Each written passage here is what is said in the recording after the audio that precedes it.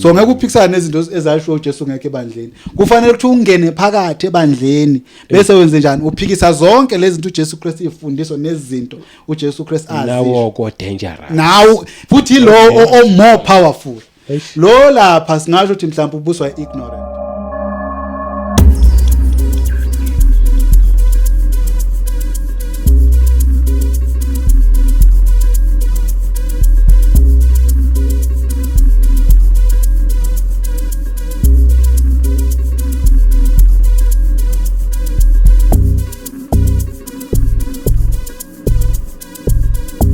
Welcome to another episode ya Kota to Media #sisazokhuluma.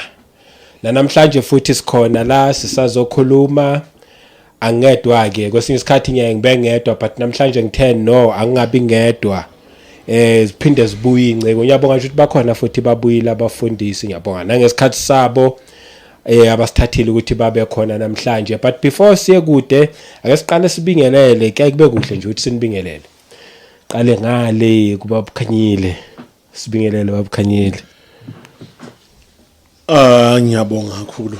Babashaba ngiqale ngibingelele wena egameni lika Jesu. Yes. Phinde futhi ngibingelele nabalaleli bonke abalandelayo lolu hlelo.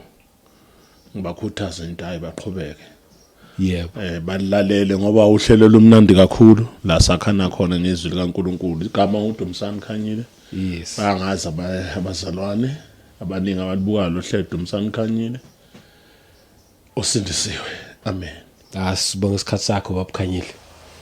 Yes, baba Khumalo.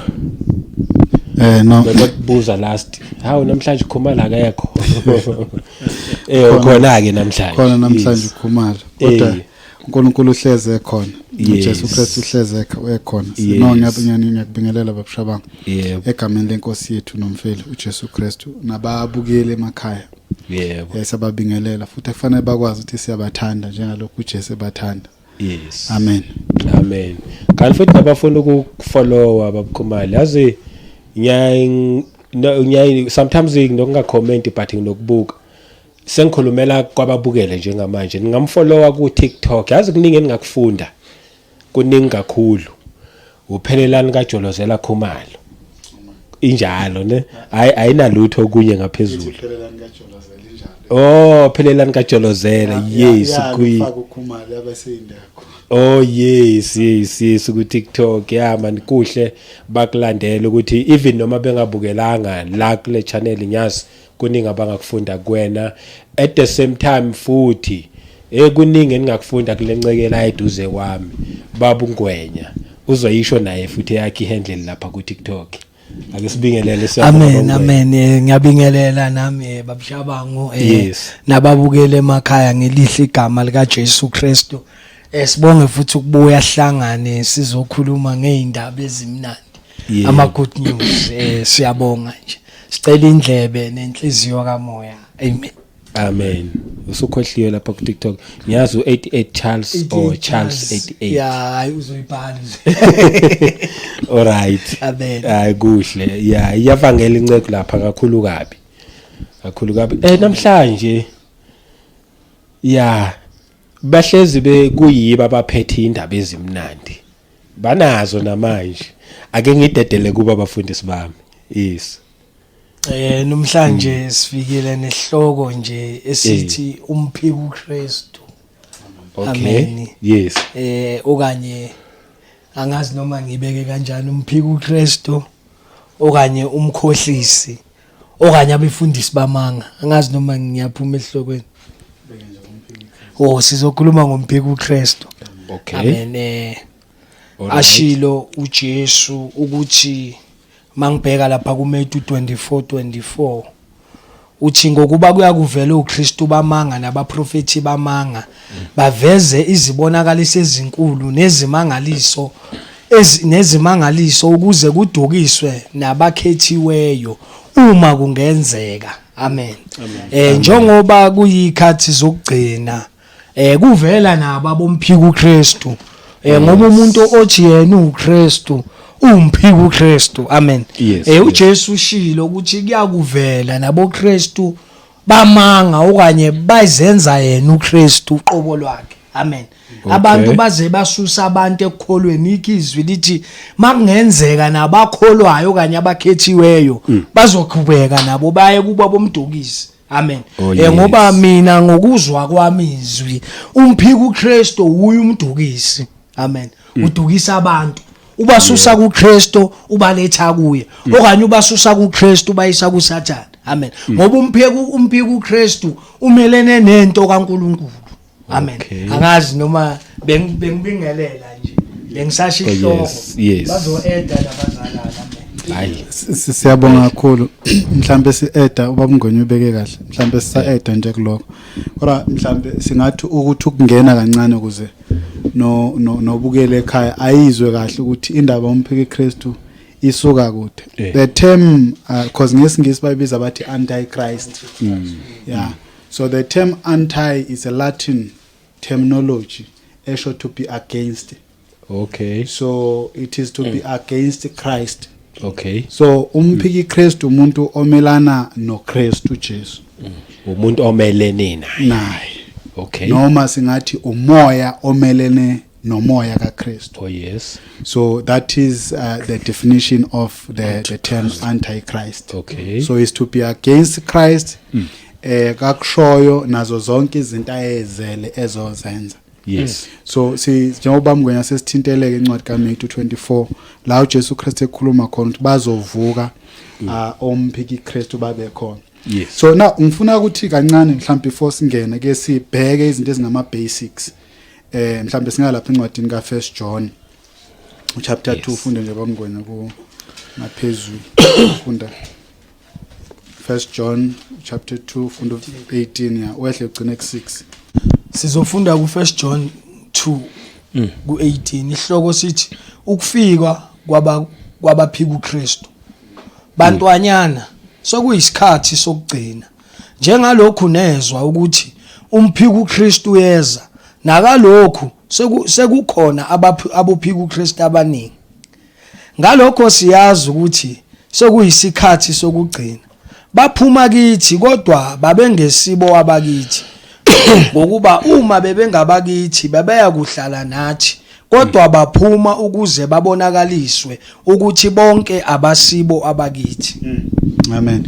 So siyayizwa incwadi siyayalwa la ithi isikhathi sokufika kabani koMphikuKristu. Kodwa kunezinto ekufanele sibheke laphana umpostoli uJohana asixwayisa ngazo ukuthi bantwana sekuyisikhathi sokugcina njengalokhu nezwa ukuthi UmphikuKristu uyeza. Now as underline the term umphiki which is one singular term. UmphikuKristu wenze njani? So ikhona indoda especific noma i-creature specific ebizwa ngokuthiwa UmphikuKristu.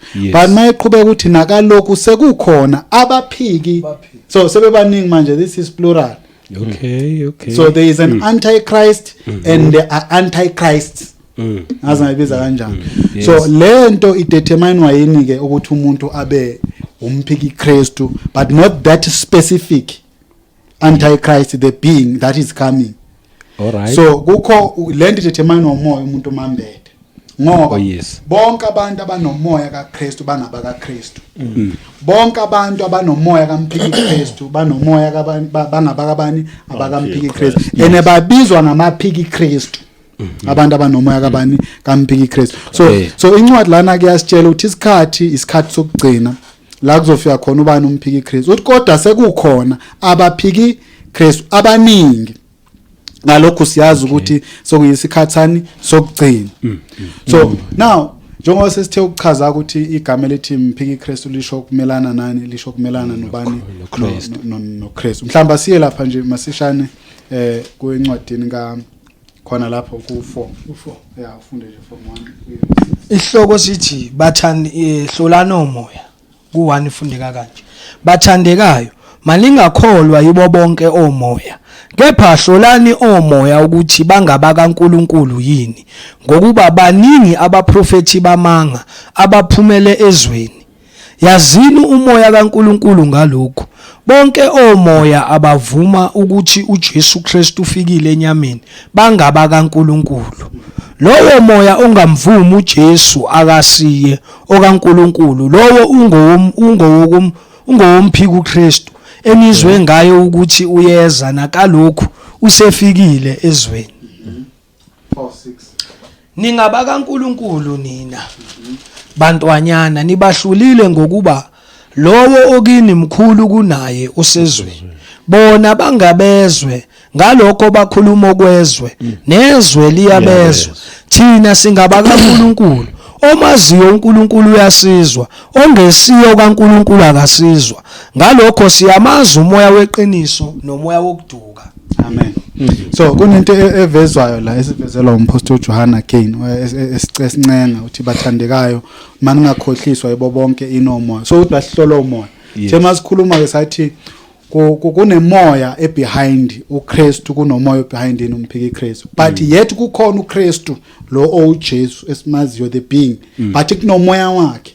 Kanjalo futhi ukhona UmphikuKristu esingakambulelwa futhi esingamazi. But ngokukholwa siyazi ukuthi uSathane uLucifer uDrug inyoka endala. But kuthiwa uyeza ezweni. Right. Kunanomoya wakhe ke loyo. Osukhona uoperator kubantu kuthiwa lana abaprofeti bani bamanga. Already umoya wakhe usukhona. Yes. Umoya wakhe usukhona. But lo moya esivezelwa kona la ukuthi usebenza ngabaprofeti bamanga. So wonke umuntu owumprofeti kodwa wamanga usebenza ngomoya wani weAntichrist because uprofeti izinto ezimelene nobani noKristu. Uprofeti izinto ezimelene nobani noNkulunkulu. Uprofeti izinto ezimelene nani neqiniso. Yes. Nezifundo zalaba bantu abaprofeti bamanga izifundo ezibhubhisa phatho fika lapha. Kodwa la esivezelwa kona ukuthi asihlolo umoya. Yes. Ngoba kukhona umoya kaKristu bese kuba khona umoya kabani kaAntichrist. So esikhathini esiningi ke sifundisiwe ezweni kaNkulunkulu ukuthi makuthiwa sikhuluma ngezinto ezezinyama bese vele kuthiwa usenyameni awukho kumoya.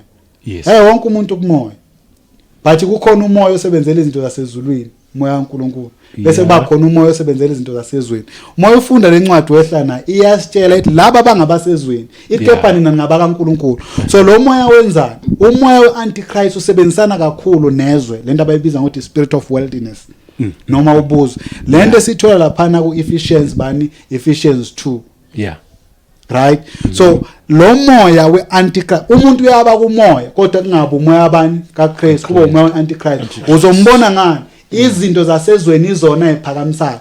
Izinto zabantu izona eziphakamisayo. Hence indaba zomadlozi. Hence indaba zo prosperity gospel. Nokuningi okuyizinto eziwa ubani abantu. Akudingi ukuthi umuntu angakholwa ukuze ayizwe indaba ukuthi uma uza kuJesu Kristu uzothola imoto. Awudingi ukukholwa. Wonke umuntu sasithi sikhula thina sisikhula sikhomba imoto zabantu udlele emgwaqweni ukuthi le moto yami. Why wonke umuntu unesifiso ngezinto zasezweni. So lo moya usebenza kanjalo. Uqhuquzela abantu ukuthi ba-accumulate noma bafocus ezintweni zasezweni. But asithi ukwehla nayo kancane. Ithi yazini umoya kaNkulunkulu ngalokhu. Bonke umoya abavuma ukuthi uJesu Kristu ufikile kuphi enyameni bangabaka uNkulunkulu. So then omunye uzothi okay, now this is the only way to identify ukuthi umoya umuntu nomoya kalokhundani kaNkulunkulu ukuthi uJesu abuvuma ukuthi uJesu Kristu wenzani. Akusilo kuphela. iBhayibheli masilifunda fanele silifunde in unity. This is another factor to determine ukuthi umuntu nani unoma akhona amanye ama factors but ake sihlale nje kuleyo ukuthi sikuvunywa ukuthi umuntu uwenze ukuthi ubani uKristu ufike kuphi enyameni. So uma uzofunda leli verse ungenayo historical background ukuthi kwakwenzakalani la you'll be lost. Dala kwakune ne heretic group eyibizwa ngokuthiwa ama Gnostics. Babe believela kwi-gnosis noma bathi gnosticism. So laba kwakwabantu ababehamba bethi bangabapostoli endlini kaNkulunkulu. Mawufunda 2 Corinthians chapter I think is 11 bamngwenya. Umpostoli Paul uphendula bona ukuthi laba abaprofeti bama uzuthi ayinowanda uSathane seyiguqulile wazenza ingilosi yokukhanya nezinceki zakhe noma nekhonzi zakhe nazo ziphendulile zazenza izikhonzi zokuluka. So labo bapostoli ababemelene nompostoli uPaul kwakwama Gnostics. Ama Gnostics they were the first heretic group eyayimelene nabapostoli kuphi ezweni likaNkulunkulu ngesikhathi sakudala. Okay. Yeah. So now labantu bebenemfundo eziningi sizokhuluma namhlanje ngesinye isibizwa ukuthi antinomianism. But angifuna ungena benezinye kuthiwa idocetism. Okay. Bekholelwa ko ecumenism, dualism and many others. Yeah. So labantu bebethi umuntu usindiswa ngolwazi oluthize alithola ngerevelation abe nayo na personal ngobani ngoJesu. Bese bethi bonke abantu abayokholelwa kulaba apostoli laba kuabapostoli laba abakholwa abangathina abanolwazi oluvezeliwe abavezelwe bona uKristu labo bantu labo bayimba abafundi babo. So okay. labo bantu noma labo bapostoli wabapostoli bebengakholelwa kusindisweni ngani ngomusa kaNkulunkulu. But angifuna ukuthi mhlambe ngikhipha abazalwane ukuthi ngoba eyami indimi izohamba endaweni ehlukile. Ngifuna nje sihlale la bengiveza ngidlula kuma gnostic. So la ma gnostic lo belief yawo umpostoli uJohn iPixar yipi ilebizwa ngokuthiwa idocetism noma idocetism. Okay. Yayithinike lenkolelo beyithi uJesu noma uKristu yena azange umbathe umzimba wenyama noma a physical body. Oh. Yeah. Bebethi umzimba wakhe was an illusion. Kwangasumzimba wempela. Abantu abamvumayo uKristu. Abamvumi. Indlela abamvuma ngayo bamvuma ngomoya weAntichrist. Angazi ngibeka kanjani. Bamvuma bemphika. Yeah, ngifuna ukuthola leyo part leyo ngoba uma ngabe bakhuluma ngaye it's like bamvuma at the same time futhi ba preach oku wrong ngaye. Yeah, ukumphika ke lo. Angisathana sebenza kanjani. Yeah. Usathana akamphika uJesu kodwa akamvume lento eyiyo. Yeah. So moya weAntichrist awumphika uKristu kodwa awumvume lento is like a clock. Yes. Make sure you are traveling clockwise should uhamba njengowa make sure anti-clockwise so ubuyele emuva. But that clockwise is still there depending ukuthi wena uvumelana naye noma you are under. So umoya womphiki Kristu awumphiki uKristu like ukuthi akekho umuntu uthokuthu uKristu but umveza enye into noma omunye umuntu. Okay. Ngathi manje siyacaca, right? Uveza uKristu wrong ukuze abantu bangamazi uKristu bese beyalahleka bangabi nako ukuphila okuphakade. Okay. Umoya Antichrist ngoba egcineni the ultimate purpose umyelo khona umoya Antichrist ukuthi egcineni uzophakamisa enye indoda okungasuka uKristu bese leyo ndoda iyadunyiswa. Kodwa ngifuna ukukhuluma kakhulu ubamngene bazoshisa bahambe mawukhona abafuna ukungena. Amen. Ngokusho kombhalo UmphikuKristu kuyafana nokuthi umuntu olethe esenye isifundiso ehlukile. Amen. Ngoba njengoba lisho lithi iBhayibheli ihlole bonke omoya. Akusibo bonke omoya bangaba kaNkulunkulu. Amen. Yingakho lithi umuntu omphikuKristu sombona ngalokho aphike ngokuthi uKristu Jesu weza kuphi enyameni. Amen. Yes. Ngicela ueda nje ngizohlala kuyo lo 1 John 2 from ku18 na ku20. Asikese ukuphazamisa. Ngeze lababukeli. Amen. Khona umphiki Kristu lo othi ayikho indaba kaKristu futhi angikholelwa kuKristu. Bese kuba khona umphiki Kristu ngokusho ngifuna ukuthi nokuvumela. Bese kuba khona umphiki Kristu oshumayela uKristu but ebedukisa. Ngibeka uyibeka kahle babu uShabanga. Kukhona umuntu omphikayo uKristu anje indaba kaKristu into engekho. But now loyo muntu lo is not a danger to ibandla. Dangerous kakhulu and effective. Yilo muntu ovuma uKristu emphika. Futhi ngamanye amazwi oshumayela omunye uKristu. Alright. Ngoba umoya womphiki Kristu awusebenzi kahle ngaphandle kwebandla. Uzosebenza kanjani because okufanele ukwenza ukuthi reverse izinto noma uphikisana nezinto ezasho uJesu. So ngeke uphikisana nezinto ezasho uJesu ngeke ebandleni. Kufanele ukuthi ungene phakathi ebandleni bese wenze njani uphikisa zonke lezi zinto uJesu Kristu ifundiswa nezinto uJesu Kristu azi. Nawo ko dangerous. Now futhi lo more powerful. Lo lapha singasho ukuthi mhlawumbe ubuswa ignorant nokungazi nokuthi izwi likaNkulunkulu alikangeni kuyena. Lo uhambele straight not time indaba kaJesu ayikho ngiyabona ufana nathi singakasindiswa. Kodwa umoya womphiki Kristu usebenza kahle ebandleni phakathi. Uzofunda incwadi kaThesalonika isho njalo. Ikhuluma ngokukhulu. Ukuthi ingakavuli ilokhu njani indoda ongamnamthe kodwa sofika kuyona akake ukufika uJesu Kristu. So noma ake ukubuya so kunezinto eziningi lapha eshowe addresswayo ukuthi kuzokwenzakalana.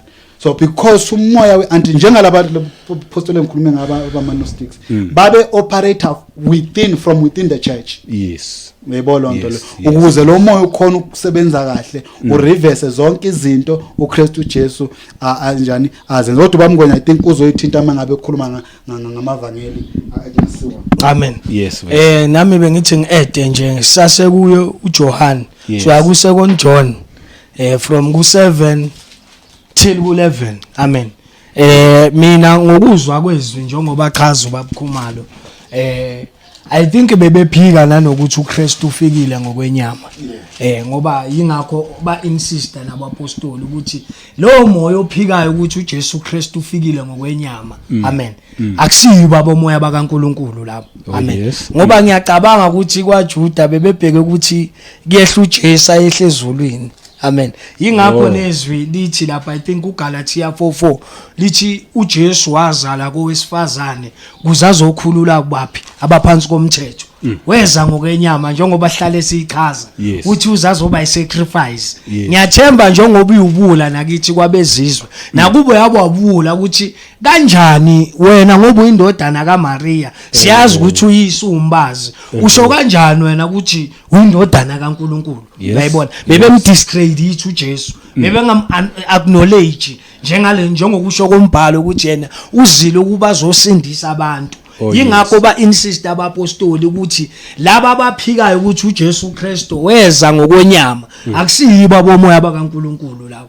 Uyayibona lento ngicela ukueda nje ngombhalo la ku 2 John ifundeka kanje ukuxwayisa ngabakhohlisi nanguMphikuKristu ngokuba abakhohlisi abaningi baphumelezweni laba bangamvumi uJesu Kristu ukuthi uzile ngenyama lowo ungumkhohlisi noMphikuKristu. Uyayibonisa repeater lento le isho ku 1 John 4 uthi laba baphikayo ukuthi uJesu Kristu uzile ngokwenyama loyo ungumphikuKristu nani nomkhohlisi. Haleluya. Yingakho mangiqala ngitheni uMphikuKristu nevangeli kungasilona yiwe izijavumelana sikhuluma into eyi1.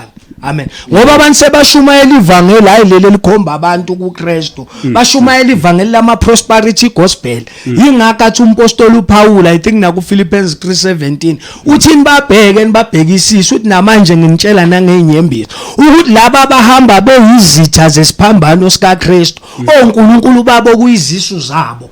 Abantu bashumayela izisu zabo iprosperity gospel abasashumayela levangeli lokuthi uJesu weza emhlabeni wafa wavuka ngenxa yezono. Bashumayela ivangeli leli liphambene nesifundiso sabapostoli. Amen. Leli layiveza ngicela ukuyehlana uthi siqapheleni nina ukuze ningalahlekelwa ngesikusebenzileyo kodwa namukele umvuzo opheleleyo.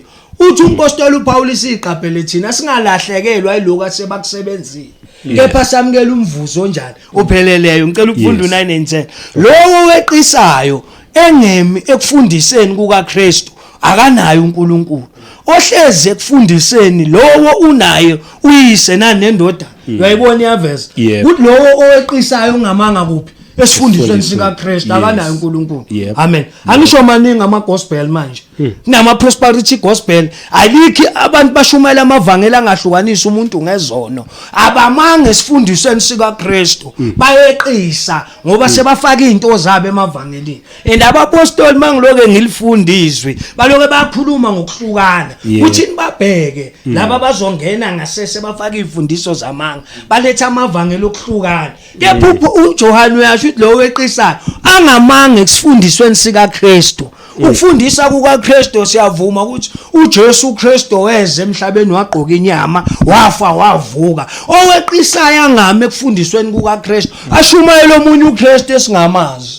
Thina shumayela uKristu lo weza ngokwenyama wafa wavuka. Kepha izwi lithi lo ngamanga oweqisayo. Uyayibona le uyayibona ukuthi seyihlangana nani nezifundiso lezi ezifakiwe emabandleni zikhona izifundiso amavangeli wamanzi amavangeli wamafutha amavangeli wamablanket wama sleeping abantu bathi sebakunamavangeli ukuthi namafutha wagqobiswe emisebenzini nemiqamelo yokulala kuneyingulubo bathi ama holy blanket bayeqisa abamanga esifundisweni sikaKristu laba banayo uNkulunkulu njengokusho kombhalo sikhuluma into eshiwo umbhalo shuthi maweqisa sekungena esinye isifundiso shuthi nesifundiso naso yilento elishila izwi lithi UmphikuKristu baningi sebaphumile nasezweni umuntu oshumayela ivangeli eliphambane nelikaKristu UmphikuKristu.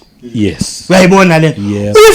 If igospel eshunyayelwayo emasontweni okanye emabandleni ezophambana nalesifundiso ezoweqa esifundisweni sika Kristu, that is an antichrist. Oh yeah. Amen. Ngicela ukufunda no 10. Uma kufika umuntu kwini engalethi lokho kufundisa, uyayizwa seyayiveza. Uma kufika umuntu engalethi lithi angalethi lokho kufundisa, ukufundisa kuKristu. Amen. Yizwe chini umpostoli uJohn uthi ningamamukeli endlini yenu. Oh yeah. Ningambingeleli. Yayibona lize lithi ningambingeleli ngokuba ombingelelayo uhlanganyela naye emisebenzini yakhe emibi.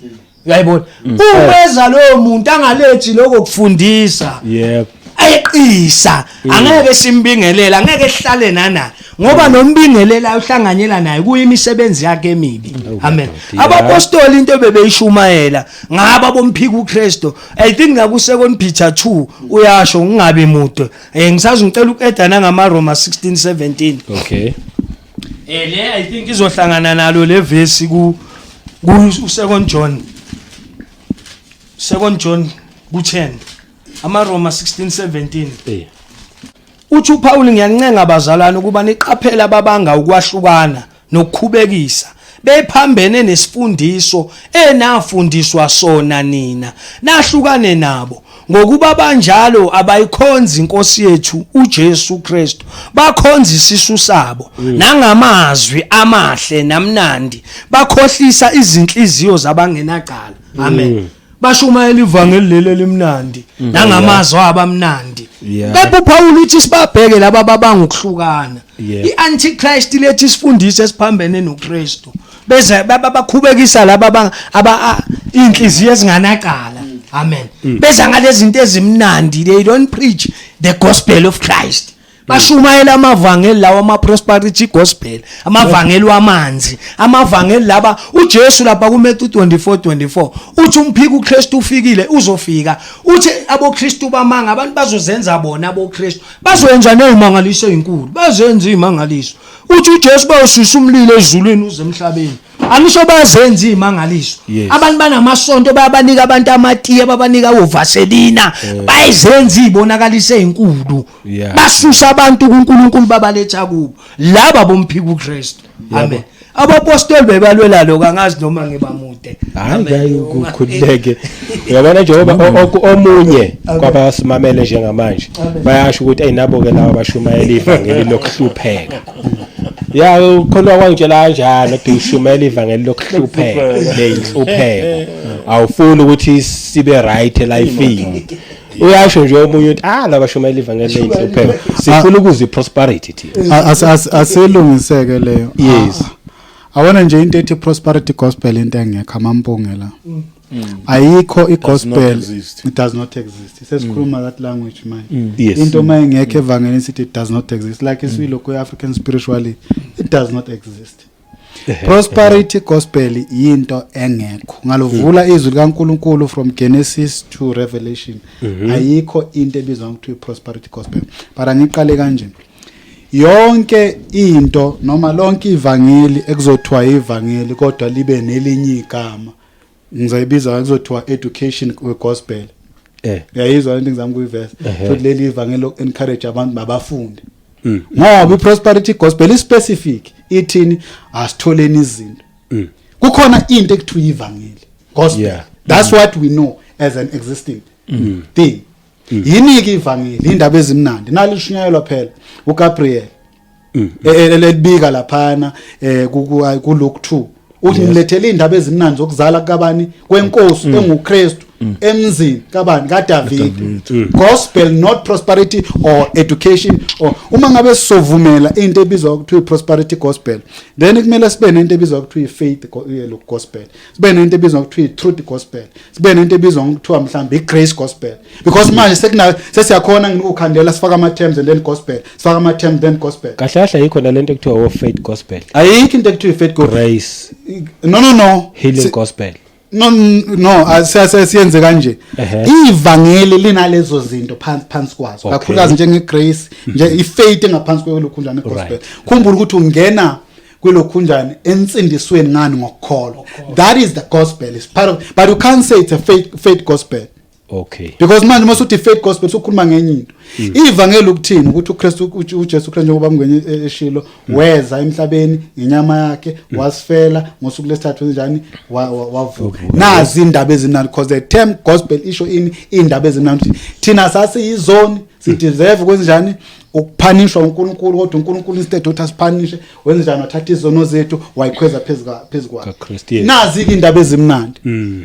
Manje usuzothi prosperity gospel, then le prosperity gospel abantu abathola imali ayisahlangani noJesu leyo nto leyo. But ngaloko asisho ukuthi abantu abangaphumeleli.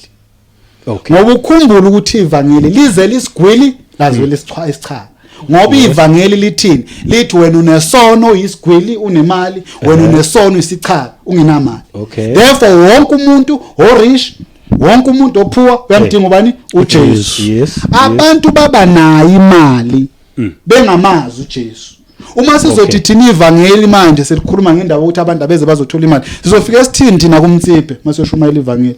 Uzofika lapha na kuphathisa umtsipho uthi baba mtsiphe ngithi thatha uJesu uzothola imali.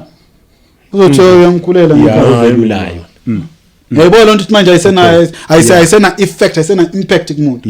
Kodwa masiya kubantu abanayo imali, siyakhona ukuthi sikhulume ngevangeli lika Kristu. Wena uyisoni nemali yakho, uzofika esihogweni nani nemali yakho. Therefore you need Christ. uJesu Kristu ukhuluma enye into maye ekhuluma ngendaba yokuphendula kaPaul.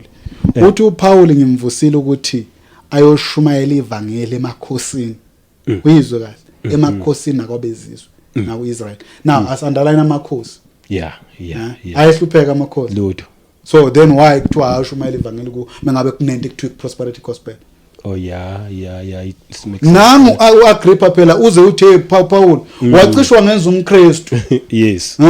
Uyinkosi le. Uthi Paul wena Agrippa lezi zinto zenzeka kuwe phambi kwakho uyazazi ufakazwa lezi zinto.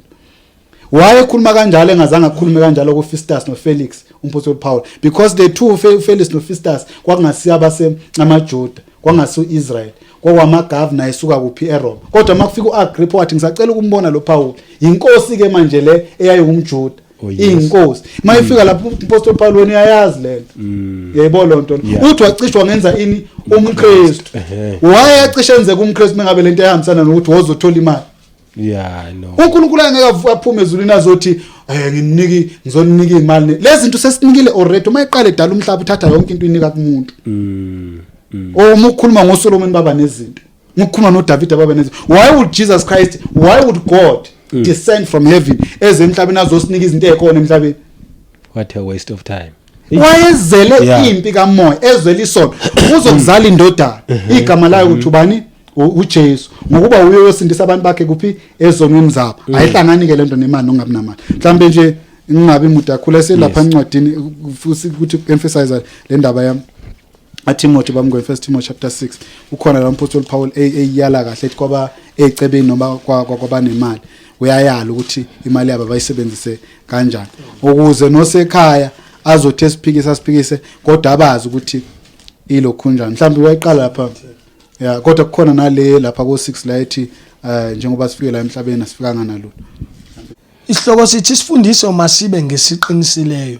Uma kukhona umuntu ofundisa ukwahlukileyo engawalandeli amazwi aphilileyo enkosi yethu uJesu Kristu nesifundise siya ngokumesaba uNkulunkulu, ukhukhumele lowo engaqondi lutho kumphethe ukubuzana nokuphikisana kwamazwi okuvela kuko umhawu nombango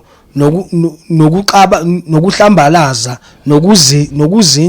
nokuzindla ukubi nokuxabana kwabantu abangqondo yabo yonakele abamukwe iqiniso bethi ukumesaba uNkulunkulu kuyindlela yenzuzo. Uyayizwa ke manje kunabantu abacabanga ukuthi igodliness ukumesaba uNkulunkulu indlela yenzuzo.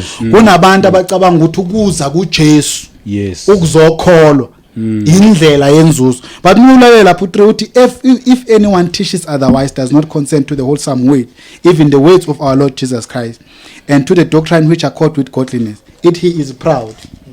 Umuntu lo nomoya wanu Antichrist ilokundani pride ivele enyameni. Uthi he is knowing nothing but is obsessed with dispute and argument over words. Abantu ke labo zobathola bephethe amagama amakhulu lawo bamngwenya akhulume ngawo ekhuluma amagama amakhulu baze bakuchame na ugcina ubalalele kanti abantu abangena uNkulunkulu. Uma iqhubeka lapha na lencwadi ithi from which comes what envy. Ukhona okumzalwane wakhuluma kamnandi abantu ababulala kakhulu ivangeli ilabafundisa abanemali. Ilabantu abathe bangene la evangelini bangene ngezathu ukuthi bona bebebhorela imali yabo. Base besuka ukuthi mababhorela imali bafuna ukuzongena la bacabanga ukuthi ngoba sebenemali babizwe uNkulunkulu. Ivangeli lika Jesu has nothing to do with ukuthi unemali noma unayo. It has everything to do with isono somuntu.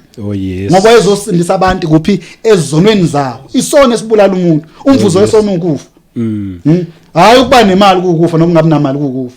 So mayiqhubeka lencwadi esithi lapha ku6 ithi but now godliness with content is a great gain. Oyifunde ngesho nje izonoma. Yebo ukumesaba uNkulunkulu kanye nokwaneliswa kuyinzuzo enkulu. Umesaba uNkulunkulu nokunelisa kuyinzuzo enkulu. Moya ku10 uthi for the love of money is the root of all kinds of evil. Namhlanje sinabantu abathwalayo. Namhlanje sinabazalwana abantshontshayo. Ngani nxa ukuthanda imali. Ene manje lento ifakwa yini? Ifakwa abantu abafundisayo. Hey bazalwane must go and prosper and have promotion. Plant the seeds and then ngibona imoto enkulu zoba nemoto enkulu. Akusiva ngeleyo nto. Asikho ukuphazamisa. Ngenzeka umuntu asithole eba nomoya woMphikuKristu unaware. Engabonanga. Ngibuziswa indaba yokuthi mhlawumbe omunye angabuka ukuthi ungathi mani mangishumayela uJesu Kristu othethelela izono ngathi abantu abangilaleli awuthi ngiede neprosperity kakhulu because abantu ngathi bayayilalela le lokho kuyameza umuntu ukuthi abe Antichrist engalindelanga yena noma mhlawumbe nje abantu bangena knowing vele. Now it's a good question. Ukhumbula ukuthi uSathane avela akasebenzi ngeqiniso akasebenzi ngokuhamba eqondile. So esikhathini esiningi uyanyenye. So kuyenzeka abanye abantu bathole sebenomoya weAntichrist bengazi bafike kanjani. But lapho badrivelwa zinkanuko zabo.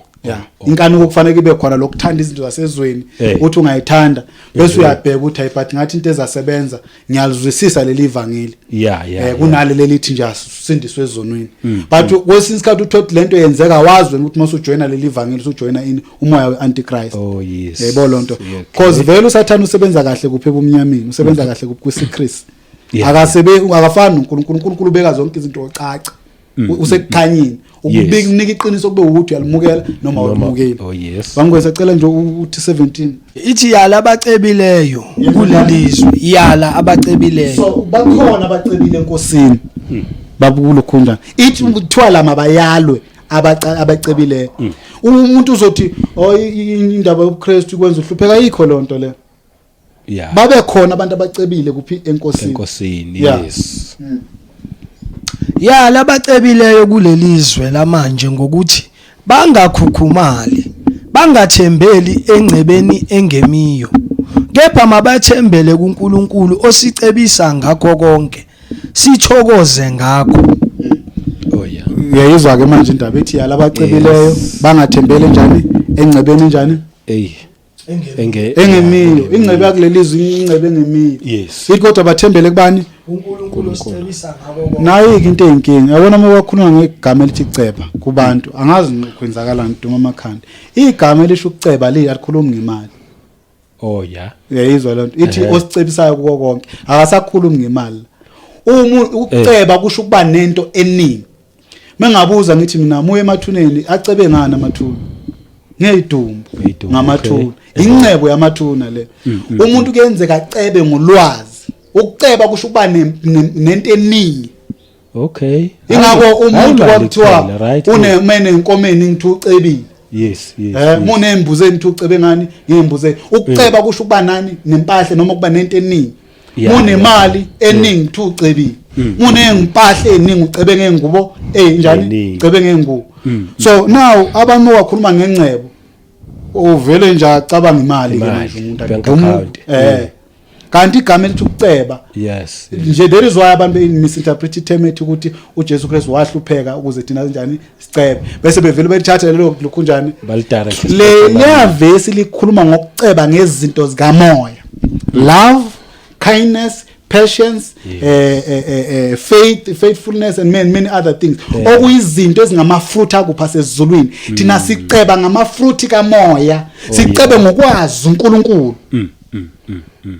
so i-prosperity gospel sengivala ngizonika abazalwane yiyo ke nje futhi enkulu ke nje evezayo ukuthi umuntu unomoya we-antichrist prosperity gospel wonke umuntu oshumayela i-prosperity gospel lo muntu usebenzela umbuso obumnyama ngoba uyabasusa abantu kuphi ekuthena abantu bahlale kuJesu bathemba uJesu kodwa bese bethembele entweni ezibambekayo nazi into izinto ezithintakalayo umuntu afuna imoto afuna izindlu bese abantu beqala bequestiona indaba yokuthi amakhishwa iminikelo kunikelwe enkosini ukuze umsebenzi kaNkulunkulu wenze njani uhambe yabona abazalwane namhlanje bafuna kanjani ukunikela bakhishwa abantu abanespirit se-antichrist ngoba futhi ispirit esika-antichrist nami ngiyavuma manje ngoba kufika lento yokuthi kaningi umuntu onale spirit futhi uzi-enricha yena noma kuceba yena kungaye everything is about yena khomba ukuthi umoya lo othile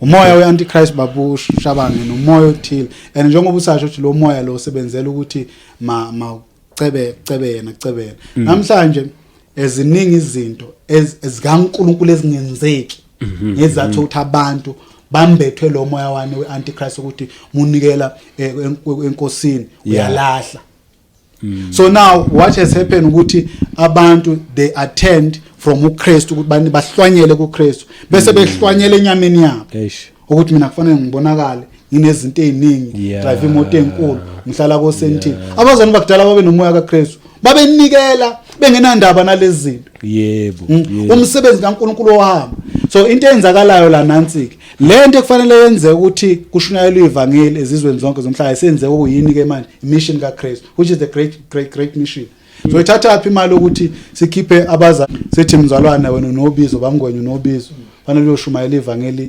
eNatal so ithatha aphi imali njalo unganikela enkonzweni ngoba nafanele kondla umndeni wakho right amabandla wasenayo isikhwama sokusenda abavangeli ukuba ushumayela izwi kaNkulunkulu umoya we-antichrist ungenile wakhipha abazalwane emsebenzini emihle kaNkulunkulu yebo amen ngicela ukueda kule mbuzo babushabangu beka ubuza ukuthi kuyenzeka ukuba umuntu abe nomoya we-antichrist angazi amen u1 John lapha ku2 from ku19 uthi baphuma kithi baphumile kuze babonakalise ukuthi akusiba bakithi kube bebengabakithi bebayahlala amen la befundisi laba bashumayela levangeli lemali badeceive abantu inhliziyo ezingenacala ingakho uPaul athi kumaRoma ngalathi bakhubekisa okanye badida inhliziyo ezingenacala bona bayazi ukuthi umvuzo wabo sobawutholile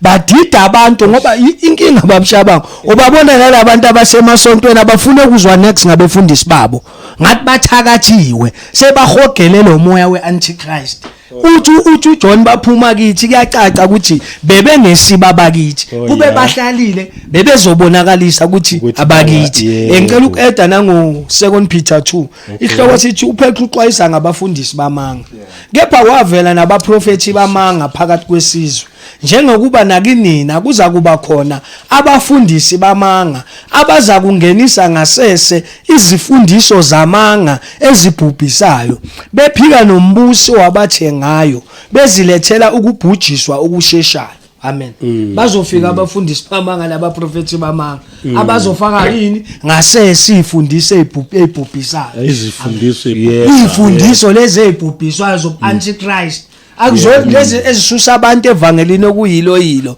sibathatha sibabeke ku prosperity gospel go come and touch and claim go claim this house go claim this husband uJesu uthi kuMatthew 6:33 funani iqala umbuso kaNkuluNkulu nokulunga kwakhe ikhona iprosperity kaNkuluNkulu mara uNkuluNkulu ufuna siqale sifuna umbuso wakhe nokulunga kwakhe bese uthi zonke lezi zinto lama BMW izinga ama double story imisebenzi yilezi izinto uthi sifune eqala umbuso wakhe abantu bafaka izifundiso zamanga ngasese bathi nayo come and take this oil you will be rich izifundiso ezibhubhiswayo yizo lezi Antichrist bamelene nevangeli lika Jesu Antichrist ngicela ukufunda no2 nabaningi bayekulandela amanyala abo njengoba kuyenzeka abaningi balandela amanyala abo balandela yonke lento abayenza babadlisa inyoka bahlala phezulu kwabo balandela amanyala wabo kepha uma labantu abenza lezi zinto laba badeceive abantu abadeceive inhliziyo ezinganaqala abantu benza kanje ngoba bafunana ukuba rich bantu basithanda imali thina even abantu abajikile evangelini ngizwe enye inceke ithi mina ngasuka enkolweni yobuKristu ngenxa yokuthi angibi rich basuka ngenxa yemali yingakho lezo lifundile ukuthi abanye ngokuyifisa imali balahlekela ukukhola kwabo abantu ngenxa yokufisa imali basebenzela indaba yokusebenzela wona lo moya uAntichrist ngenxa yenzuzo yingakho abapostoli baloke basho ukuthi siyalincenga ukuba nibabheke laba abaloke bafaka izifundiso abantu balandela amanyala wabo labantu izisebenzi zikaSathane phela iAntichrist izisebenzi zikaSathane baphika uKristu bathatha abantu babayiswe ekubhujisweni balandelisa abantu lezifundiso zabo zokubhubhiswa lithi nabaningi bayokulandela amanyala abo ngenxa yabo indlela yeqiniso iyakuhlanjalazwa ngenxa yabo indlela yeqiniso yahlanjalazwa indlela kaJesu ukuthi uJesu uthethelela izoni uyasindisa iyahlanjalazwa loyo nto abantu ivangeli abalifunayo lemali bafuna ivangeli elizobanika izindlu bafuna ivangeli elizobanika amadoda bafuna ivangeli elizobanika ama promotion bafuna ivangeli elizobanika ama double story abalifuni ivangeli elihlukanise abantu nezono zabo balandela amanyala befundisi babo yingakho amasonto agcwele ama auditorium indlela yeqiniso ngenxa yabo iyahlanjalazwa balandela amanyala abo labefundisi beAntichrist ngoba bafunani bona iprosperity gospel abantu indaba mawukhuluma ngoJesu bayabhoreka emasontweni bafuna nje abo prophesy man of God I see your house I see your wife bafuna lezo zinto abayifuni indlela yeqiniso maybe that's why neBhayibheli lingasafunda lithiwa nje abasafundi neBhayibheli bese faka amazwi ethu kakhulu fakwa amazwi ethu kakhulu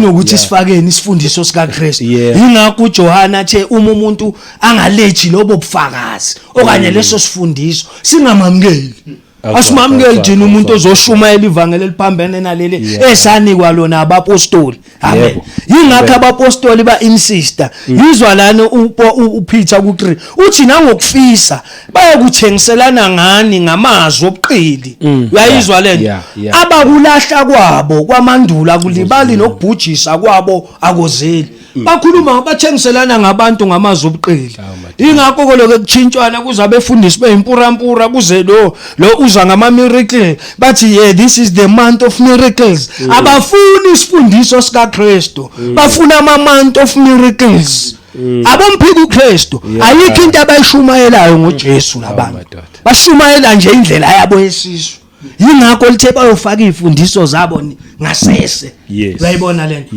abantu bafuna ivangeli lemali babishabangu awuzwakhe bafuna ivangeli lemali babukele emakhaya uJesu into ayizela ukuzothethelela izono uma ngabe okanye isonto lakho ngoba amasonto maningi mani khona bangekho khona basondele besivakashele umunye umzalwane uthi hayi khona basondele khona bangekho endabeni yobuKristu ngoba abantu baphakamisa befundisi babo befundisi bahlale ezitulweni zamagoma yiba abaphakanyiswayo uKristu asimphakamisa ngoba ube besimphakamise abafundisi bebeyosala eceleni manje abantu uma kuphakanyiswa uKristu kuba ngathi bayadimutshwa abefundisa abapostoli abavangeli kufuna ukukhukhumale bona abafuni ukuphakamisa uKristu amen manje emasontweni agqwele nje kuphakamiswa amadoda ifundise ebhubhisayo yiko lithi abanye bayolandela abantu balandela amanyala mana banacala abafuna ukushunyayezwa kepha noma bashunyayezwa abalikhuni ungasho ukuthi bathakathiwe abafune kuzwa next abantu abashunyayezwayo yilama Antichrist abalifuni ivangeli lokufundiswa bafuna bona into ephuma kupapa wabo or kumfundisi wabo or kubishop wabo ngoba abalandelana amanyala wabo indlela eqinisa ihlanjalaziwe ngenxa labo UmphikuKristu ayi cha iyezwakala nawe mhlambe lapho umbukele ekhaya uyawubona umehliko kule channel ama channel yebo nawo anali ivangeli kodwa hayi iBhayibheli asathiwa nje kukhothwe ngomlomo nje ngiyazi lapha ku 1 John lapha yayive iBhayibheli lithi kule sifuna ukufundela lona ubona ukuthi asikhuluma amanga 8 kodwa sikhuluma kusezweni baba Khanyile angakuzwa namhlanje yazi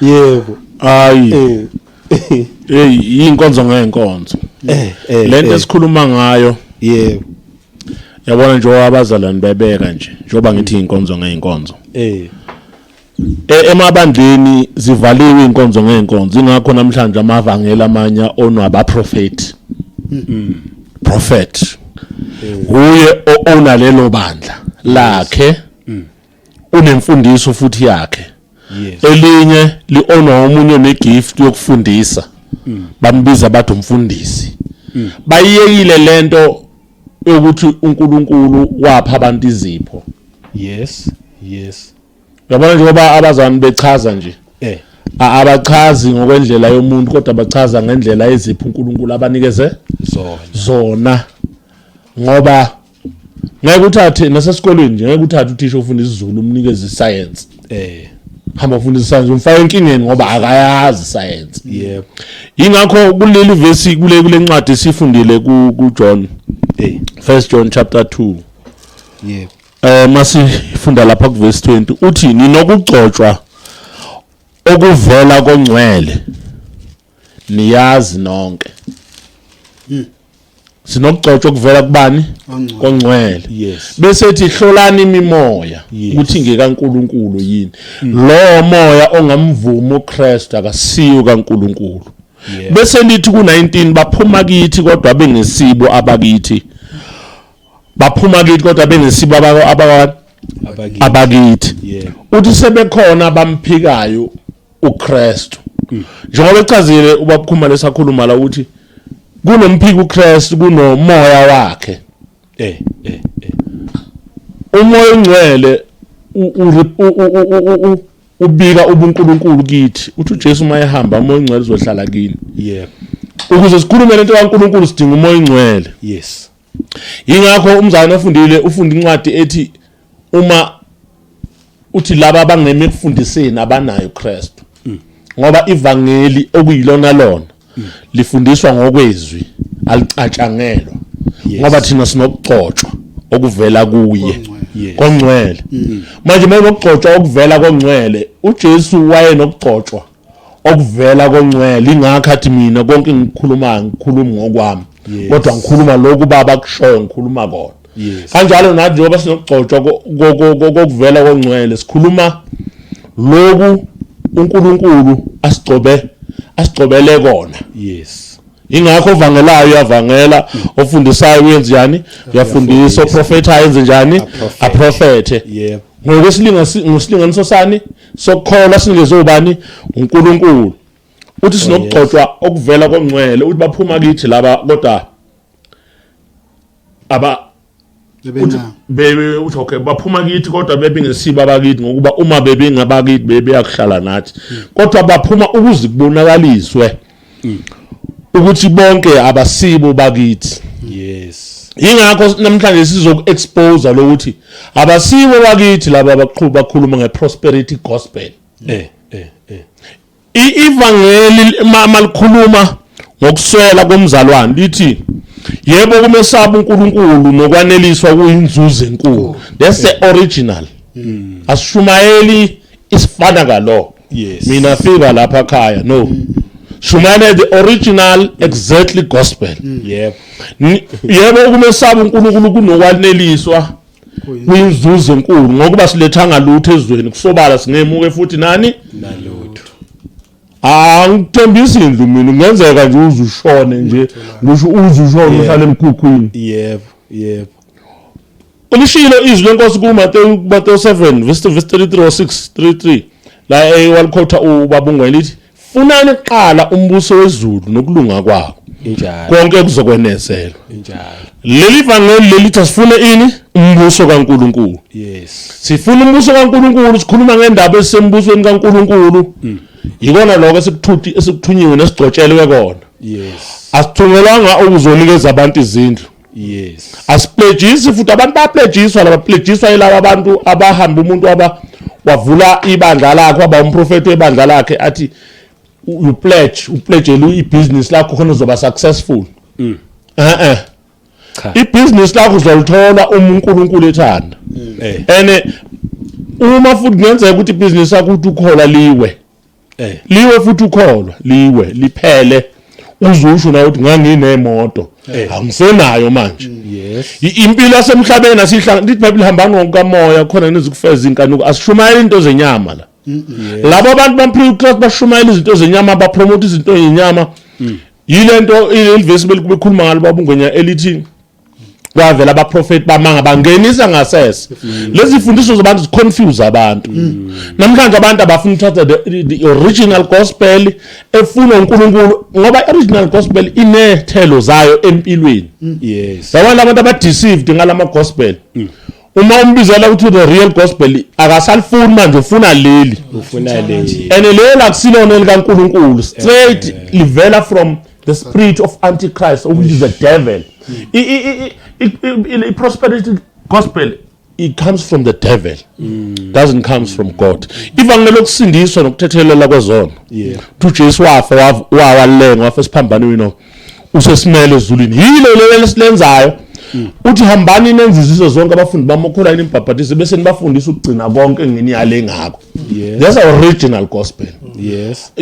Impela UmphikuKristu laba abantu bafundisa ivangeli lizethi iBhayibheli lapha ku9 ku1 Timothy chapter 6 lasifunde khona lithi kepha abafuna ukuceba bayela ekulingweni nasezihibeni. Uyezwa lithini? Lithi abafuna ukuceba abeza la bezokufuna ukuceba. Abafuna ukuceba bayela ezilingweni nasezihibeni nasezinkwanikweni eziningi zobuhula ezilimazayo ezishonisa abantu ekufeni nasekubhujisweni. That's a prosperity gospel libasa khona abantu. Yizwi lenkosi lilisho kanje lithi laba abafuna ukuceba bashumayela ivangeli lokuthi abantu bayele elingweni ngoba abantu bazoyifuna lento uNkulunkulu nebangayitholi. Bazokwenza njani manje bazothi uNkulunkulu unamanga. Yes. Ilowo nje mina ayikuzwakela. Yeah. Mhlambe ngisho ukuthi angithule ngoba ngithule ngoba abazali bebesabeka ene. Yes. Kuyavuka nje ukuthi ngisho uthi iphiwo zabazalwane njoba sihleli la ngenzeka futhi ungamangana kwelinye kwenye ngifike mhlale la ngingakhulumi kuze kuphele lento. Yes. Kuze kuphele isejini le. Ngiyakuvumela kusangazeka. mhlambe ukugcwalisa nje ngithanda lamazwi babukhanyelayo emfiseza ubamngwenya ukhuluma kwakuningi. Lapha ku 1 Timothy 6 wakhona uthi godliness and contentment is a great gain. So ingcebo le ingcebo. So but ingcebo yani ingcebo kamoya. Okay. Uwabona umuntu angabi nazo izinto zonke emhlabeni kodwa umuntu uyambona lo muntu he's got peace, he's got joy, he's got happiness. Yes. He's content. Because ngani unobuNkulunkulu unokuneliseka. Right? Ingcebo le. Ingcebo kabani kaNkulunkulu yobuNkulunkulu noma ingcebo eza ngokukholwa.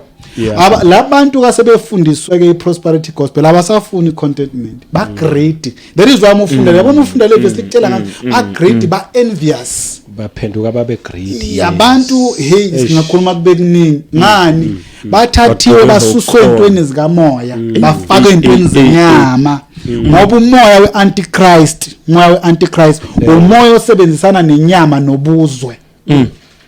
Ngicela usasho lapha lithi abanye ngokuyifisa bafisa imali phela badukela ukukhola bezigwaza ngeminjunju eminingi hayi ngokuba nayo ngokuyifisa ukulangazela ukuthi ngifuna ukuba nemali umuntu alahlekelwe ukukholwa hambe manje ethe mhlambe mengathiwa ngithola amanzi asolwandle sezuyabona manje ukuthi mengathiwa ngithola umfundiso onamandla akakabi nayo usayifisa nje umuntu azafa afe kuleyo lokhunjani leyo machine. Yes. But ke babushabanga sesikhulumile ngeprosperity gospel as part of Antichrist. khona la. But there's a second part and third part and fourth up until ngifuna ukufaka lokhunjani second part. Okay. Ukungabi namthetho. Lento abayibiza ngokuthi antinomianism. Okay. Antinomianism. So leli gama lisuka apha again iswa kwesilatin bazongixolela kababukela I'm not a sophist or a theologian or philosopher but ngiyenza research right. So leli gama lisuka apha these are Latin words again anti again against. Yes. Anti or to be anti means against. So it is anti-nomos or nomianism. So isho ukuthini lento nomos isho umthetho. It means to be against the law.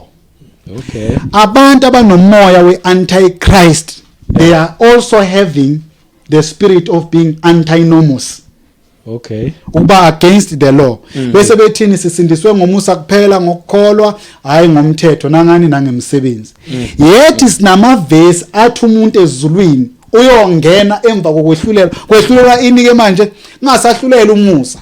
Sekuhlulelwa isenzo asenzele kuphi enyameni inike ukuyileyo imisebenzi kanti futhi isono siyini isono isono sokweqanani umthetho asizweni lapha encwadi ngabaseThessalonika besibili siza ukuthi indo ilokhu umuntu ilokhundla son of petition umuntu onjani ngicela nje ngoba ngenxa yesikhathi vele nami ngifundele ngiyaye lokhunjani ilaphana ku chapter 2.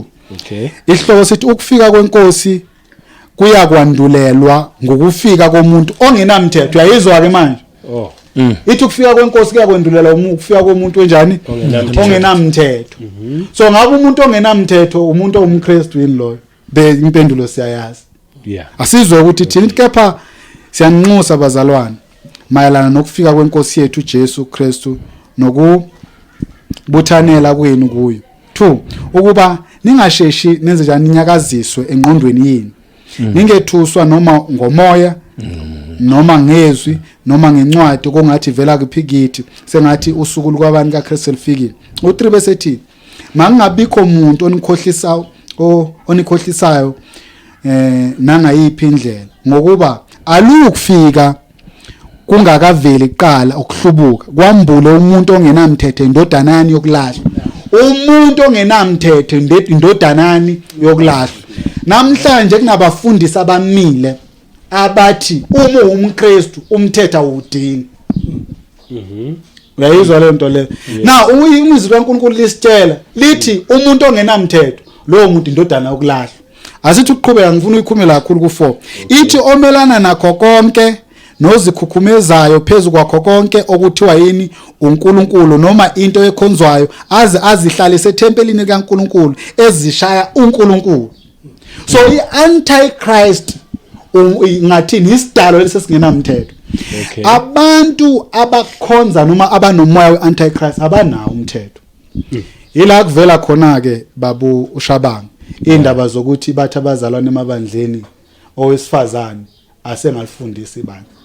Vela kulomoya ngiyazi sengithinta enyeke manje ezoshaya abantu bese bethi abantu hayi umpostoli Paul wasifundisa ukunje umthetho into esingasayingeni uPaul obhalela incwadi le nje abaseThessalonika.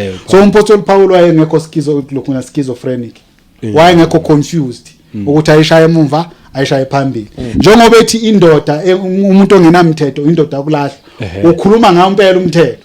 But now asizwe ukuthi lento engishoyo mina ngithatha mangithi ila kuvela khona ukufundisa kwabantu besimame kuphi emabandleni ayisenilapha encwadini kaFirst Corinthians. Uma ufuna ukubuza babu cha hayi waqhubeka. 1 Corinthians chapter 14 verse 34, right? Isihloko ku-26 indlela ukukhonza kwani kwebandla ku-address ibandla the local church here la bazalwane behlangene khona mhlawumbe ukuze sizwe ukuthi addressa lona sizwe u26 uthi kunjani pho bazalwane uma nibuthana yilona lo uma enehuba noma isifundiso noma ukwambula noma izilimo noma ukhuba uthi konke makwenzele ukwakhiwa kwani kwebandla. So abazalwane behlangene asizwe u34 uthi ku34 abesifazane mabathule emabandleni ngokuba kabavunyelwe ukuba bakhulume kepha bazithobe, right? Bese thi njengokuba usho njalo ini nomthetho. Oh yes. Okay. Naye kuyasibamba ke manje la. Umpostoli Paul ubhalele ngathi njengalokho usho njalo nani nomthetho. Now masifunda la sibheka ku footnote lo mthetho ekukhulunywa ngawo uGenesis 3 verse 16 lapho ethi uNkulunkulu ukunqanela kwakho kuba sendodeni yakho kodwa yona yokubusa. Okay. So kusho ngamanye amazwi ukhuluma ukuthi abesifazana akufanele bafundise emabandleni ngoba kufanele makabuse uNkulunkulu wakho uthi ukhipha umthetho uthi indoda yobuso bani uyawubuyisa umpostoli Paul lo mthetho. Oh yeah. Abantu abanomoya weAntichrist bayiphika yonke lento. Bathi la umpostoli Paul uyaddress ibandla laseKorinte ngoba abazalwane baseKorinte bachaza abazalwane besilethele lokhundane engekho ama revelations esingawazi. Babe nenkinga abazalwane baseKorinte ngoba bakunefebe. Sazi babe bakuthatha phike lokho lezife basazi wakwenze njani nasendaweni naye yokuthwala. So but la ngikhona ngila uthi njengalokho kusho ini umthetho. Umntwana kaNkulunkulu nomoya kaKristu nomthetho. Umthetho yiwo lotha ini iorder kumuntu. Yes. There is why even ezweni nje siphila kulo ukuze kube neorder sidinga umthetho. Awuzwakhe. Right la khona ukuthiwa mangabe wena ukhoze iconfusion ne disorder uzothiwa kune law enforcement lokhunjani agent akuwa amaphoyisa ayakuthatha mu disturb abantu emphakathini bathi you are disturbing the public order bese ngokomthetho kuthiwa ngifanele kuyovalelwa kuphi agent nasenkosini ukhona umthetho izwi likaNkulunkulu njengenkosi liwumthetho. Awuzwakhe. Uma kwakhuluma uNkulunkulu izwi lakhe lini lomthetho so uyakhipha uNkulunkulu umthetho leli lizwi kabazalwane bathi ke akusizwe likaNkulunkulu izwi likaPaul yini umoya kabani kaMphikuKristu. Why sithi umoya woMphikuKristu?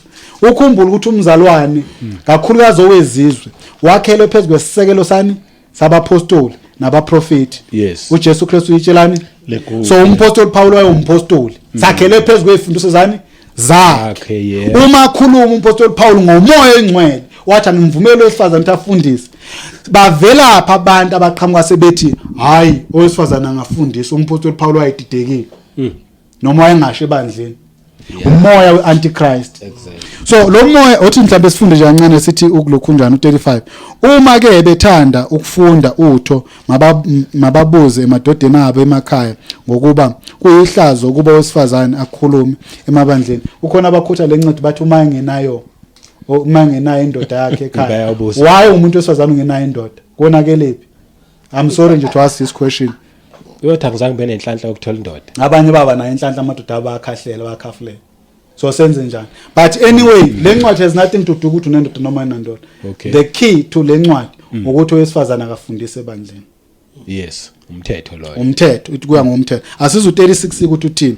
Uthi konje izwi likaNkulunkulu laphuma kunina na nokuba lafika kunina nodwa na. Bese u37 athi uma umuntu ethi ngumprofeti uyizwe kahlekela noma uyini noma ungomoya makaqonda ukuthi lokhu enginilobele khona kuyini kumyalo wenkosi. Akathi lokhu umpostoli Paul lokhu kuumbono wami uthi lokhu kumyalo wani wenkosi ukuthi owesifazana kanjani makathu. So encwadini kaTimothy uyayiaddressa ulethi izathu ezimbili metshene yalo uTimothy uthi ahamba efundise lento owesifazana akangafundise ebandleni. Ulethi izathu ezimbili uthi uAdam wadalwa kuqala. Yes. Owesifazana udala nini Mungu. Bese phinde ethi owesifazane uyewakhohliswa utheme ekhohliswe wona indoda ayikhohliswa. Yeah. Right. And then incwadini I think is 2 Corinthians chapter 11 la ikhuluma khona ngenhloko ukuthi inhloko yendoda yini uKristu owesifazane yini indoda. So umpostoli Paul ayisho la emisi order kaNkulunkulu kuyela nokomthetho kaNkulunkulu ukuthi owesifazane akuyikwenzeka afundise nasebandleni afundise indoda abe negunya abuse phezukweni phezukwendoda. Kodwa umoya weAntichrist ongenile ebandleni njengoba sesakhuluma sathi umoya weAntichrist awusebenzi ungasiko ini ibandla ungenile wafika wasusa abantu yebo hayi qhubeka ungenile wafika ukhohlisa abazalwane uthe mase ungenile abazalwane bahamba baconfuse lezi incwadi bathini ke balapha Galatians 3:28 bathi uNkulunkulu uthi umpostoli Paul wathi akasekho wesilisa akasekho wesifazane umpostoli lapha uPaul wayekhuluma ngomzimba kaKristu wayekhuluma ngendaba esekumoya sikhumbula ukuthi umpostoli Paul uyena obhayile incwadi esiqeda kuyifunda abanye First Corinthians ngesikhathi umpostoli Paul ebhala lencwadi hayi ukuthi umpostoli Paul wayengayazi incwadi kaJoel lethi ekhathini zokugcina wayazi kahle nje kahle futhi ayengadidekile njengoba abantu besukuma nencwadi kaJoel ukuthi wathi ekhathini zokugcina ngiyothela umoya wami enceki nasengcaki yokuncekukazini wayazi lo ncwadi kodwa uyaqhubeka ubhala ini umisa lo mthetho but umoya Antichrist uletha ini imoya oconfuse izwi likaNkuluNkulu kubantu ukuze bachaze ini izinto zikaNkuluNkulu ngendlela engekho bese kuba abantu abangenawo umthetho njengendodani yokulahla njengendoda engenamthetho nje sengieda nami babukhumalo sokubalile okuningi naloko ukufundisa kwabesifazane iBhayibheli njoba silifundile ku2 John uthe uJohn mangabe umuntu angami isifundisweni saka Kristu lo akanayo ubani uNkulunkulu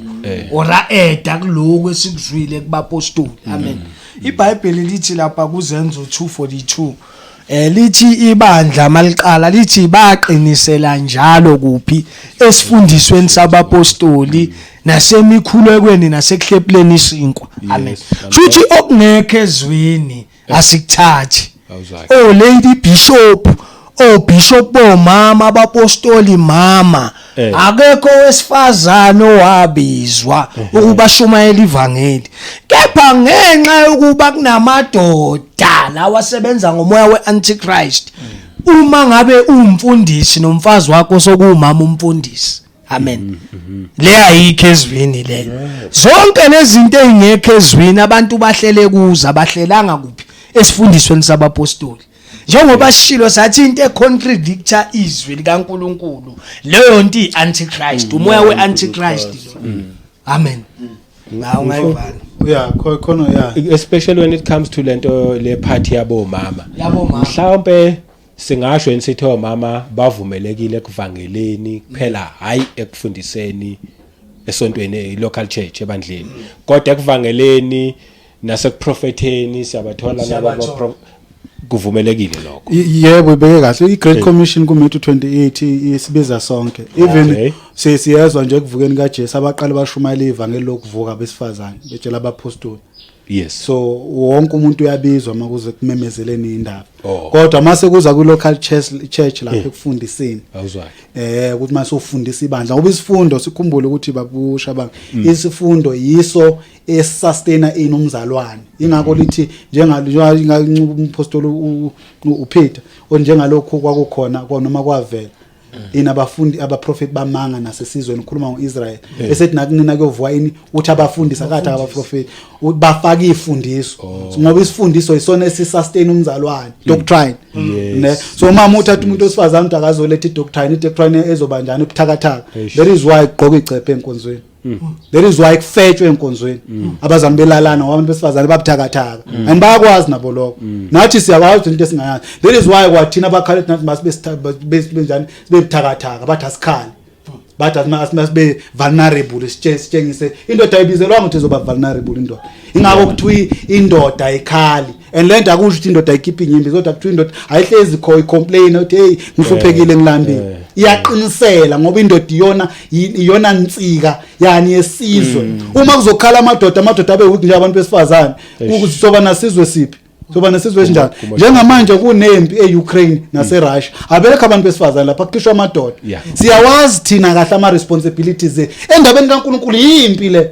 la usathane ezofika nawe nagene ezokuhlasela ezokulwa efuna ukuthi lo mbuso unyakazisa uthatha abantu besifazane bamise phambili mafundisa ibandla leswa ibandla linje kuthatha abantu ababuthakathaka bamiswa phambili ene siyayazi lento ngikhathala abantu bangithiwa kanjani but nje mhlawumbe ukugcwalisa ukuthi indaba yomthetho into ekhona ngiyazi uthe 5 minutes I think lokhunja nazo kukhanya noma sengivalela ngaphandle lapha na kuJakobe oqala u25 futhi kepha obukusisa emthethweni opheleleyo wenkululeko nohlala kuwo kuphi emthethweni onjani opheleleyo wenkululeko nohlala kuwo engesiyo ozwayo nje akhole kodwa ongowenzayo uthi asebenze lowo uza kuba ngobusisiweyo ekwenzweni kwakhe ukhona umthetho kaJesu. Abazalwane ngabayiyeke lento ukuthi sihamba asisenawo umthetho asikho phansi kwawo umthetho kodwa sinawo isivumelwano esisha masiletha kuthiwa sizoba nawo umthetho lithi izwi kaNkulunkulu lo mthetho uyobhalwe ebhebheni zenhliziyo zethu akusho ukuthi asikuba nawo lithi sizoba nawo umthetho ngesakhona ukufika kulo ncwadi amaHebrews I think u8 mengaphosisi beyizoyiveza kahle isivumelwano esisha siyasho ukuthi sizoba nawo umthetho kaNkulunkulu but asiyukuba ngaphansi kwawo uyoba kithi futhi nomunye umuntu uyokwazi nomunye umuntu uyokwazi ukuthi okay uNkulunkulu akayifuni lento uNkulunkulu uyayifuna lento ngoba isono ukweqa nani nomthetho owenza isono wenza njani uyeqa nani nomthetho but umoya weAntichrist uyaphusha out ebandleni umthetho kaNkulunkulu ufuna ukuthi abantu bakholwe nje ukuthi esisindiswe ngomusa kuphela yini iantinomianism antinomianism yiwo ke lo moya ongenile umoya wamagnostics right umoya weAntichrist ongena ebandleni walihlasela walishaya ibandla la nechaos akusaziwa nqindi nasibhakele ebandleni akusaziwa ndoda nowesifazane ebandleni akusaziwa ngane akusaziwa ngulube akusaziwa ishi abantu badidekile nje kodwa babazalwane abantu abanomqondo kaNkulunkulu uNkulunkulu ene odenga ngani umoya weAntichrist umoya confusion umoya wechaos amen hey kunjalo sengiqeda sengivala nami so sigcineni lithi izwi lenkosi lapha kuMateyu 5:17 ningathi ngize ukuchitha umthetho nabaprofeti angizange ukuchitha ngize ukugcwalisa ngokuba ngiqinisile ngithi kini kuze kudlula izulu nomhlaba kusoze kwadlula gamana na linye nasicashana sinye somthetho kuze kufezeke konke uJesu uthi uzowugcwalisa umthetho into egcwalisiwe ayichithiwe ayisusiwe ugcwalisekile ngoba manje sesiyawazi futhi wonke umuntu kufanele awazi umthetho ukuthi uthini hayi ukuthi asikho phansi kwa impela umthetho oyini oyizwi ukuthi uNkulunkulu uthini sakhele phezulu kwesisekelo sabapostoli awulahliki umthetho amen asiqedile ngiyazi ungathi kusele kuningi futhi kusele impela uNkulunkulu mayevumile soyiqhubha kuzoba no part 2 kuyodepend ukuthi uNkulunkulu uyosilidela kuphi ngalelo langa futhi masiphinde sihlangane cha sibonge kakhulu ngibonga kakhulu bafundisi bami sibonge nakuwena mbukele ekhaya iyabona besikhuluma nje indaba ka ye Antichrist noma UmphikuKristu indoda kaNkulunkulu noma indoda kaKristu kumele yambule uKristu phela finish once yaqala yambula amabhizinisi siphumile eceleni sihamba komunye ulayini ke lapho once yaqala yambula izindlu nemishado hayi ke ekaKristu indoda noma yaNkulunkulu kumele nje iyambule uNkulunkulu noma uKristu ime nje kuphela lapho zonke lezi ezinye izinto mangabe seyifuna siyeni kuma business advisors bawusiza ngokuthi ukuze siprospereke ngamabusiness nangazo ningaze nizwe ngazathi sithi abantu abahlupheke cha akhona ama department alokho kunye batho kaNkulunkulu uma bakwamamukela uKristu ngiyangithanda nje ngithi ungasuwaste lesikhathi ungayijabulela le channel ungathe baze bakhuluma laba bantu kodwa wena usele ngaphandle akube ithuba lelo lisebenzisa ukuthi ubuyisane noNkulunkulu isikhathi esisasekhona igama lami ngumduduzi wakashabangu sikuthanda indlela esimangaliso siphinde futhi next time ngomusa wakhe siphinde sihlangane amen